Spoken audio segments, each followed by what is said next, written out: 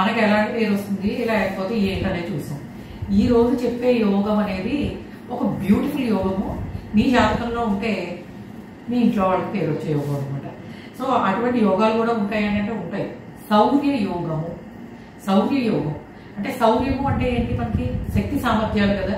So శక్తి సామర్థ్యాల వల్ల పేరు రావడం. సో యూజువల్ గా మనలో ఉండే ఎనర్జీస్ ని, శౌర్యం అంటే ఎనర్జీ కదా, ఎక్కడ చూస్తాం మనం? థర్డ్ హౌస్ లో కదా. థర్డ్ హౌస్ అనేది ఎనర్జీ హౌస్. సో మూడో భావంలో శుభగ్రహాలు ఉన్నా, మూడో భావాన్ని శుభగ్రహాలు చూసినా, ఎస్పెషల్లీ ఇది ఇంపార్టెంట్, ఈ పాయింట్ ఇంపార్టెంట్. శుభగ్రహాలు చూసినా యోగం వస్తుంది, వస్తుంది. కానీ మూడో భావానికి అధిపతి ఎక్కడ కంబస్ట్ అవ్వకుండా ఉచ్చపట్టి కానీ స్వక్షేత్రంలో కానీ ఉన్నట్టయితే అది కూడా మంచి శుభస్థానంలో.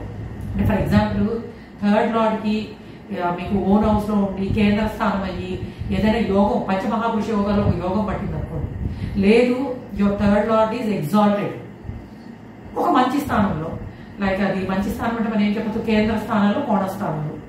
సో కేంద్ర కోణ స్థానాలలో ఉన్నప్పుడు అది మనకి సిబ్లింగ్స్ కి చాలా మంచి చేస్తుంది చెప్తారంటే, యూజువల్ గా ఈ మూడో భావానికి ఆధిపత్యం ఉన్న గ్రహం ఉచ్చపట్టి కానీ స్వక్షేత్రంలో కానీ ఉన్నప్పుడు వీళ్ళ తర్వాత పుట్టిన సిబ్లింగ్స్ ఎవరైతే ఉంటారో, అంటే తమ్ముళ్ళు కానీ చెల్లెళ్ళు కానీ, వీళ్ళకి ఒక ఎట్లా అంటే ప్రొటెక్టివ్ సిస్టమ్ లాగా, అంటే మాట వినేవాళ్ళు, ఫాలో అయ్యేవాళ్ళు ఉంటారు చూసారా.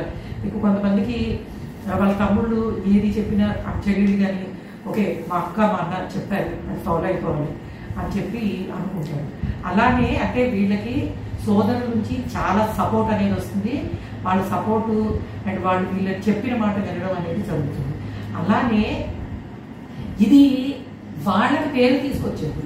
అంటే థర్డ్ లార్డ్ ఎగ్జాల్టెడ్ ఒక మంచి స్థానంలో అయిందనుకోండి, వీళ్ళకున్న ప్లేస్మెంట్ అనేది వీళ్ళ సిబ్లింగ్స్ ఎవరైతే ఉంటారో, వీళ్ళ తర్వాత పుట్టిన తమ్ముడు చెల్లెలు ఎవరైతే ఉంటాయో వాళ్ళకి పేరు ప్రతిష్టలు తీసుకురావడము, వాళ్ళకి సంఘంలో గౌరవ మర్యాదలు, వాళ్ళకి కీర్తి ప్రతిష్టలు.